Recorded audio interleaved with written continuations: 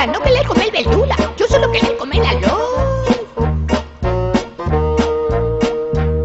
Bajo el cielo de la China, la chinita se sentó y la luna en ese instante indiscreta la besó.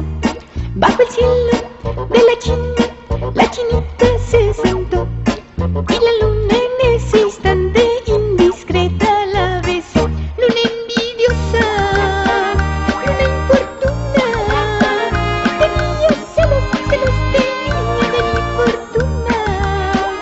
Andó un rato y se sentó junto a la China me senté yo.